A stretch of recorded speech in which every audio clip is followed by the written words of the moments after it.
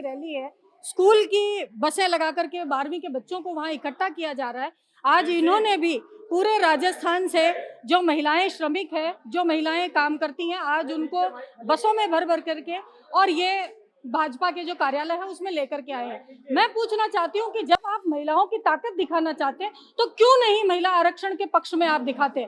आप क्यों नहीं महिलाओं के साथ खड़े होते कि 33% आरक्षण की मांग, आप इसको पॉलिटिकल इशू क्यों बनाती है? मैं तो कहती हूँ कि भाजपा की नेत्रियों को भी तो इससे फायदा मिलेगा। जब 33% का आरक्षण हमारा लागू होगा तो भाजपा की नेत्रियों को भी उसमें 200 सीटों में जितनी सीटें 90 राजस्थान में बढ़ेंगी तो उन सीटों पर वो भी तो हमारे साथ में चुनाव लड़ेंगे। इसलिए ये बात पता नहीं क्यों इनके नेत्रियों को समझ नहीं आ रही है। और आज इन्होंने कांग्रेस का जो महिलाओं के पक्ष के अंदर उनके पॉलिटिकल एम्पावरमेंट के लिए हम पूरे देश में ये ड्राइव चला रहे हैं, कहीं ना कहीं ये महिलाओं के अधिकारों के विपक्ष में आज खड़े होकर के, भाई आपकी सरकार है, आप किस बात का विरोध प्रदर्शन कर रहे हैं? ये तो वही बात हो गई कि ना खुद कुछ करते हैं और ना करने देते हैं। आज की परिस्थिति जो ये है, महिला जो बीजेपी ने आज का विरोध प्रदर्शन किया है, मैं पूछना चाहती हूँ कि आप किस बात का महिला आरक्षण का विरोध कर रहे हैं? आप ये इस बात का विरोध कर रहे हैं कि 2023 का जो पास हो गया कानून उसको आज लागू किया जाए। क्या बीजेपी इसके विरोध में है? वो नहीं चाहते कि 33% आरक्षण लागू हो विधानसभा और पार्लियामेंट में, महिलाओं को उनका है जो पॉलिटिकल उनको हिस्सा मिले। क्या बीजेपी ये नहीं चाहती है? आज का जो विरोध प्रदर्शन है वो तो यही दिखाता है कि वो नहीं चाहते हैं कि इसका लाभ महिलाओं को मिले और वो 33% आरक्षण के पक्ष में नहीं है।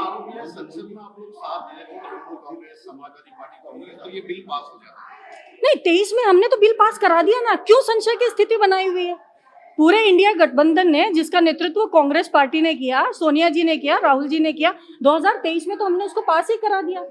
आज जो बिल है ये क्यों दुनिया को झूठ बोल रहे हैं, क्यों देश की महिलाओं को ठग रहे हैं? 2023 का जो विमेन रिजर्वेशन बिल है वो तो पास हो चुका है। जो ये 16, 17, 18 को बिल लेकर के आए थे वो तो इनकी बदनीयती का बिल था, वो तो डिलिमिटेशन का बिल था कि ये जैसे मर्जी चाहें सरकार में आने के लिए और जो राज्यों की विधानसभाएं हैं उनके जो सीमांकन है उसको अपने पॉलिटिकल एजेंडे को साधने के लिए उसका सीमांकन कर सके।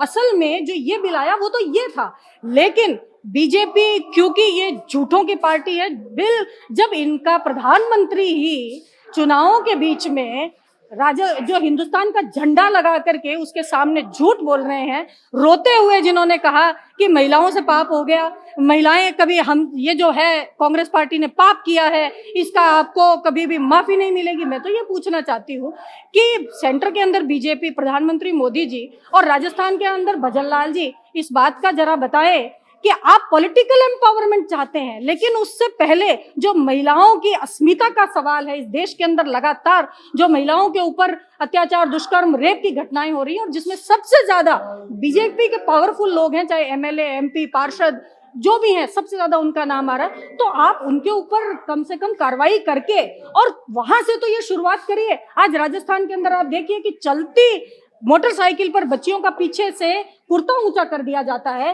गर्भवती महिला को पीछे से आके पकड़ लिया। आप ये बताइए, चलती ऑटो में बैठी बच्चियों का पीछे से वीडियो बन रहा है और भजन लाल जी आज जाकर के महिला रिजर्वेशन बिल का विरोध कर रहे हैं। तो कैसी सरकार है ये सोचने का विषय है।